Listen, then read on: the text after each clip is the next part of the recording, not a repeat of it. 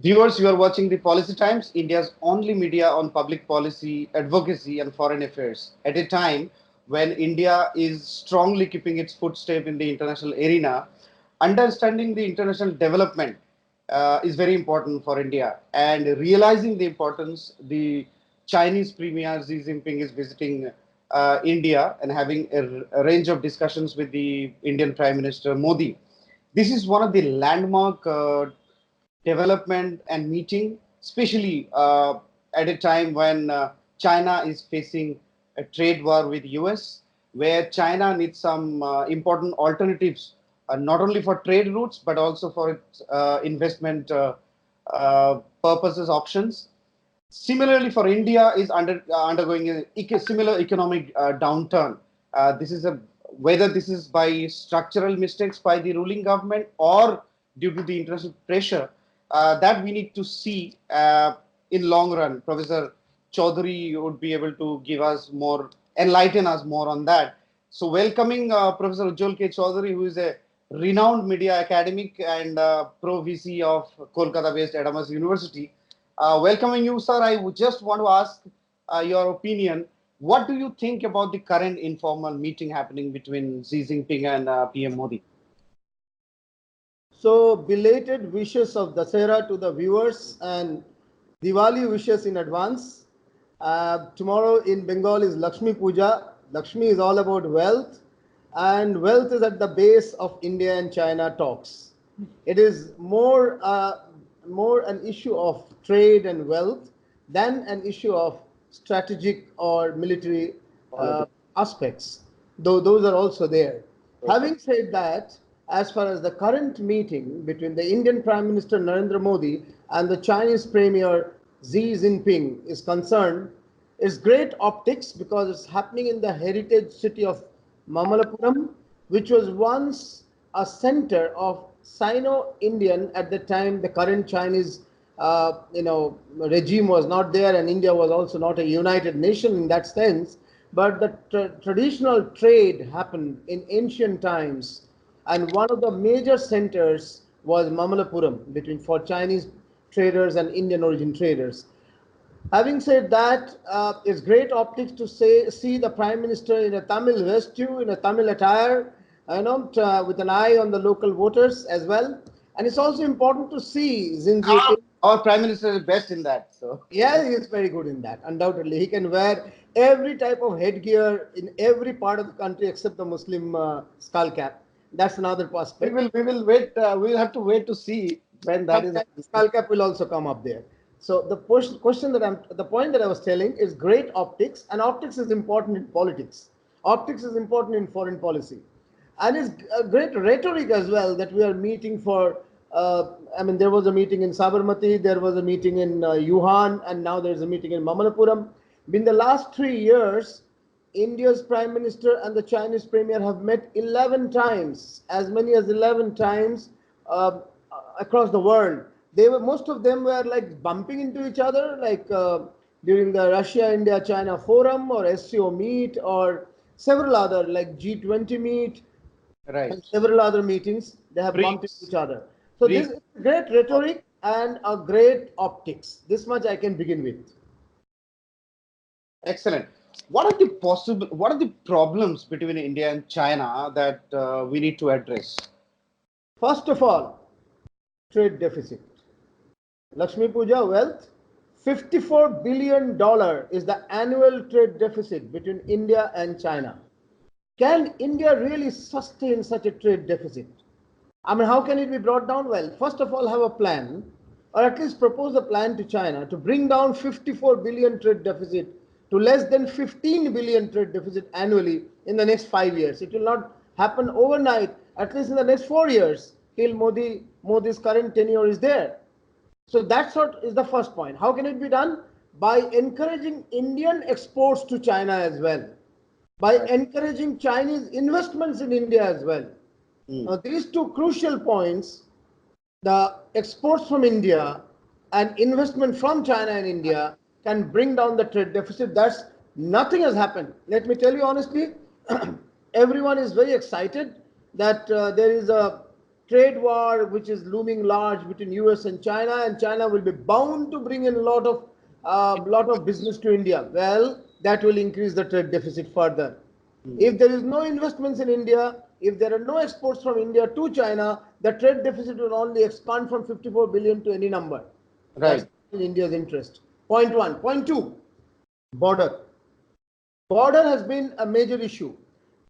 Interestingly, if you see, after the Kashmir step of abrogation of 370 and lockdown of the valley now for the 67th day, India has never uttered, it has started talking about Pakistan occupied Kashmir, POK, or Azad Kashmir as they call it, but it has not uttered a word about Aksai Chin, which is Chinese occupied territory. Indian territory. It has also, very interestingly, not even brought even once the aspect of this the Tibet. The issue of Tibet was never brought at any point. Trans Karakoram range, Chinese occupation in Trans Karakoram range, or the intrusion of China in Arunachal several times and temporary roads construction and all that. And as we all know that there is already a permanent structure and permanent roads that have come up in the Doklam area. I understand Doklam is in Bhutan, not in India, Right. but Bhutan is virtually a protectorate of India. So these all events show, or these all examples show, that on the strategic front, India is on a retreat, on a step backward. It is on a highly aggressive position with Pakistan, understandably so, but not with respect to China. And this is an irritant. There has to be a high level mechanism or a military confidence building measures to bring down the skirmishes on the Sino-Indian border. Right. Military confidence building measures is essential. India has this illusion of a strategic parity with China, which is a completely, bull. It cannot be, there is no strategic parity. Chinese economy is $14 trillion. India's economy is $2.8 trillion. China wants to, China is already the second largest economy of the world. It is bridging the gap, it is lessening the gap between US and itself. Whereas India has moved from 1.5 billion to 2.8 billion in the last 6 years, 7 years. Trillion. Yeah. That gap is 5, 6 times. So Right. there cannot be a strategic parity when the economy is so different. Even militarily, China produces its own equipments, defense equipments largely inside. It also That's purchases. that's It very also crucial. purchases, but Yeah. larger number of equipments and emissions it's produced by themselves. Whereas in India's case, India is the largest, let me tell my viewers, largest importer of arms and ammunition in the world. It That's is the the largest biggest. importer. That is the biggest failure. That's the Being. biggest, one of the big failures. Now, even the military organization, if you take, the People's Liberation Army of China, PLA, has turned itself quite professional and quite well organized and large, huge. In South China Sea, they are controlling the South China Sea virtually. So it's a very big difference between India and China militarily. So there is no strategic parity, and No, therefore right. Professor Chaudhary, I see a clear dichotomy in both. We have some trade expectations from them, economic expectations. We want to bring down the trade deficit, where while there is a trade war, China would like to increase India's Chinese export to India, as well as along with investments. And China has been trying to put investment in India, which is not happening in the right manner. Maybe a lot of negotiations and local bureaucratic pressure. Because I have been in touch with a lot of Chinese companies who are actually looking for making investments in India. But there are a lot of complications, bureaucratic complications in India, which they are not very used to. Coming to this, what are the, and on the other hand, so in one hand, we have some economic expectations, on the other hand, some really complicated long-term geopolitical, issues, including border, Doklam, intrusion in Arunachal Pradesh. What are the positive expectations yeah. you see from here? The biggest positive expectation or the positive possibility is India and China are among the world's most ancient civilizations. There is a huge respect for the civilizations among each other as well. For example, Buddha, who was born in Nepal and has acted or worked largely in India, Mm. the Buddhism has moved from India to China. And Chinese civilization, as we know, on the valley of Yangtze River has been quite traditional. So there is a lot of India-China cultural heritage, religious and traditional, relations, which can be developed. People-to-people relations and cultural ties can develop. This is somewhat which has gone down rapidly in the last few decades.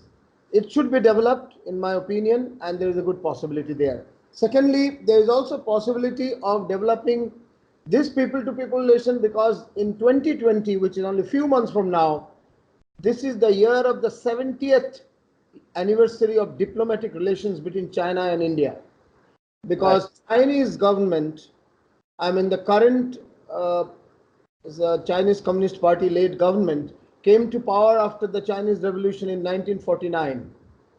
Mm. And in 1950, the diplomatic relations with independent India, which was independent in 1947, Mm. were established. Right. So it marks the 70th year. 2020 marks the 70th year. It's a great occasion. Z and PM Modi should not waste it, should not waste this year. The, the significance and the symbolism of the 70th diplomatic anniversary year in 2020 is quite high, which Right. can be taken for people to people, track to cultural ties, heritage ties relationship, and secondly can be evolved to the next level of trade, because trade both gain. So investments of China in India should be eased. There should be ease of doing business by Chinese businessmen in India. As you just now said, that there are certain bureaucratic hassles that Right. should be eased. On the other hand, China should encourage Indian exports going to China in a big way, particularly exports in areas where India is very well known. India is Right. very well known for spices, for handicrafts, for several other things, Mm. that the cotton garments that China can actually welcome from India. And Chinese investment can happen in India's garments industry, in many other industries, in chemicals, in manufacturing. China is great in manufacturing. So in manufacturing industries, India could be another hub for them as well. So there are positive possibilities. But if we live within the world of China looking at India and Pakistan as a hyphenated, India Pak hyphenated, it's Mm. not possible. With India and Pakistan, by no means can be compared, whether it's economy or military or democracy or futuristic possibilities or technology. In any field, India and Pakistan cannot be hyphenated together. Unfortunately, China does that. And on the other side, India thinks of has suffers an illusion of strategic parity with China, whereas China is 6 times larger in economy, several times bigger in military. So there has to be a realistic assessment. Small gains have to be done. Their gains need not be mega gain. The Mm. problem with our governments in both sides, that they love to see things in mega size. Mega gains cannot be there. Small little gains, one step at a time. Confidence building measures on border, small trade deficit, de-escalation of trade deficit, and small steps like that. Cultural ties can be done. Excellent. I mean, we need to see, actually, we need to look back at the history dealing with China since 1962 war. Since then, we need to see where we have gained, where we have failed, what is the Chinese process of negotiations in issues, and what is Indian style of negotiation. Somewhere we need to bring parity in our negotiation platform and negotiation process. And as Professor Chaudhary very nicely put this, we need to focus on small gains, because if you focus on big gains, China will is always receptive in nature. Chinese negotiation process is very different. And there, what are the possible measures, Professor Chaudhary, that so you have highlighted a lot of solutions, a lot of challenges and expectations. What are the possible measures you would like to suggest and advise? Uh, First of all, I have already noted that the trade deficit should be brought down from $54 billion to less than $15 billion incrementally, and over a period of time, 4 to 5 years. That's point one. Point two, 70th anniversary of diplomatic relations That would between be China and India should be completely and fully used. Every day of it should be used in some form of track to, channel to people, cultural heritage relations, apart from the trade. Third, confidence building, military confidence building measures should be done done. in across the Himalayan border between China and India, more particularly in Aksai Chin area, and in Arunachal Pradesh. Right. Fourth, show the world India and China are rising powers economically and militarily, Hmm. and there is a convergence of views and interests between China and India. This must be established before the world. One Right. must establish that there is some commonality with respect to Middle Eastern policy of China and India, Hmm. with respect to de-escalation of tensions in Middle East. As you know, yesterday two tankers of Iran were Yep. attacked, and earlier drones attacked Saudi oil tanks. So there Right. has to be de-escalation in Middle East. There has to be a concerted attempt to come to a convergence or consensus of opinion between China and India with respect to climate change. Climate True. change, from a 16-year-old Greta Thunberg to the 90-year-old wise men in our societies. Everyone is worried about the way the environment is almost irrevocably being damaged. So, and climate change coming in such a manner that humanity itself can be at risk. It's already at risk. So there Right. has to be two ancient civilizations, two large parts of the world in a century which is known as Asian century. The most rising powers in Asia at this point is China and India. That's Cannot have convergence of opinion and consensus of opinion or views or perspectives that give light to the world with respect to regional tensions, with respect to climate change, with respect to terror control, control of terror, with respect to sustainable development. There has to be certain convergence of opinions between these two nations. So we had Professor Media Academic Professor Ujjwal K Chowdhury briefing us about the Chinese Premier Xi Jinping's recent India visit and some international issues. If you have any questions, query, do a post in the comment section. We will come back with answers in our next episodes. Professor Chowdhury has final comment.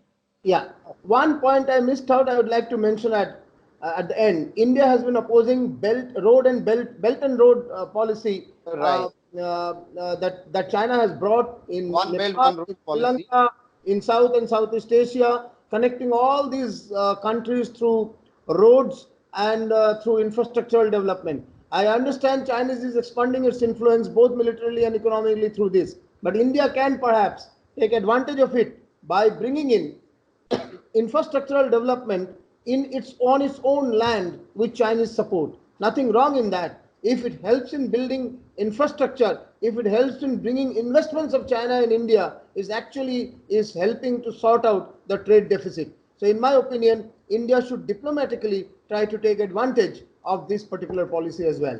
Right. And China is quite in a position to negotiate with India given the international pressure Besides, it has. So keep watching the Policy Times. thank you.